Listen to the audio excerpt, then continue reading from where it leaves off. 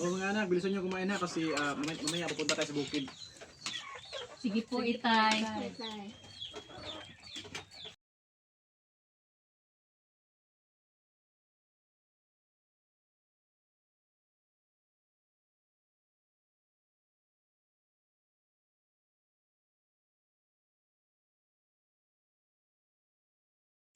Magandang umaga po, madam.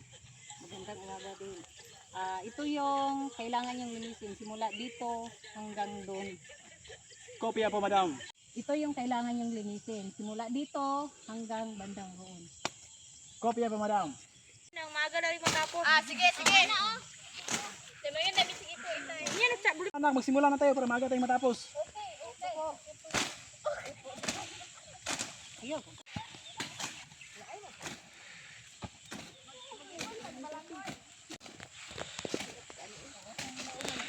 Ayoko na. Okay na to?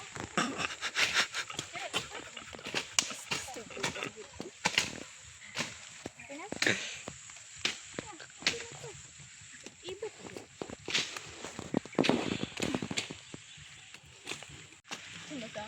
Pagod na akong ganito ba talaga yung trabaho nating mga mahihirap?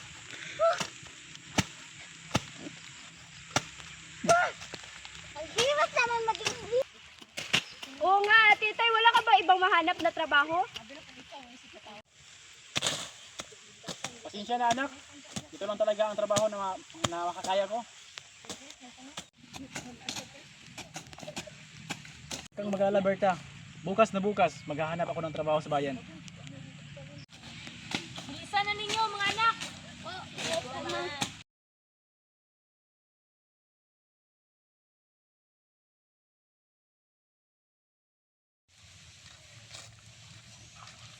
Uy, pare, kamusta ka na?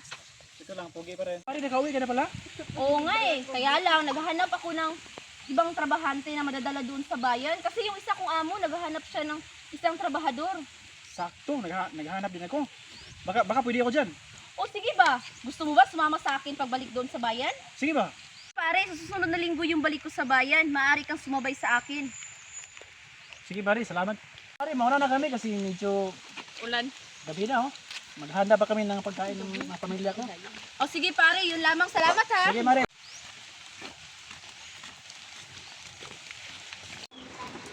Mabuti kaya na. Para ba yan, Berta? Tatanggapin ko ba yung alok ni Mare na magtrabaho sa bayan? Yung alok ni Kumarin Susan, ayos din naman yun kasi makakatrabaho ka araw-araw, mapapadala mo kami ng pera dito.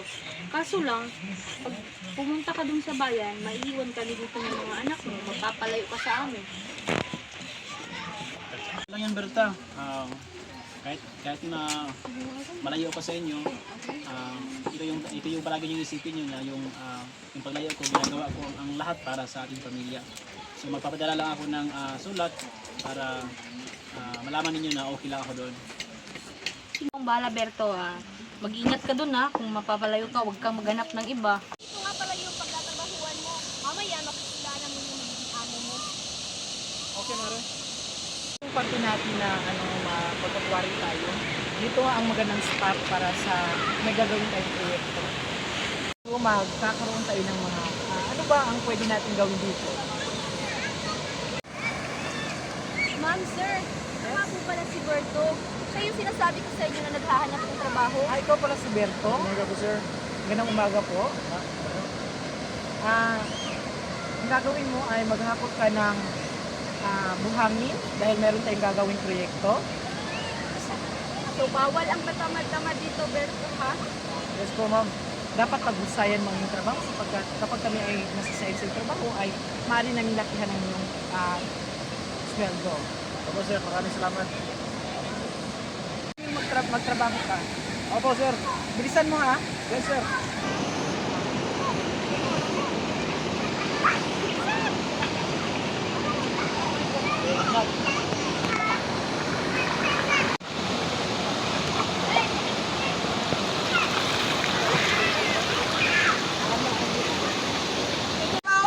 Hindi ka pa pwede magpahinga. Yan, Berto. Come on, sir.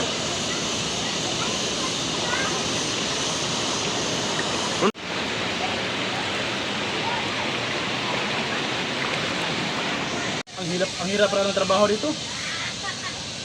Wala pang kanin, wala pang ulam.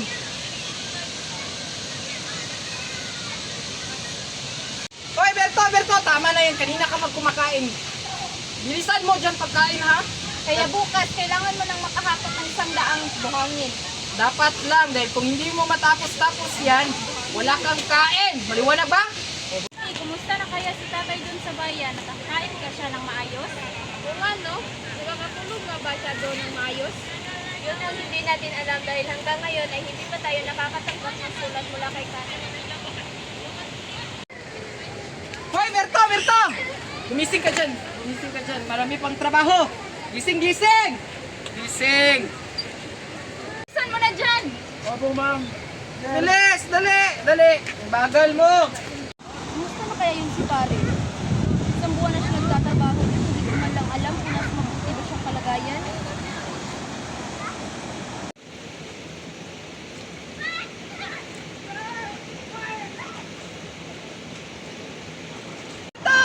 Dalian mo yan! Trabaho mo! Huwag kang kumad!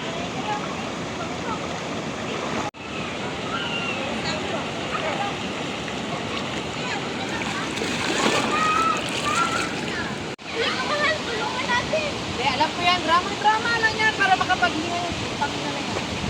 Berto, bakit hindi ko siya nakikita nagtatrabaho dito? Ay, kaya pa ginagawa. Bakit hindi ko siya nakikita dito? Nasaan kayo si Pari Berto? Bakit hindi ko siya nakikita nagtatrabaho dito?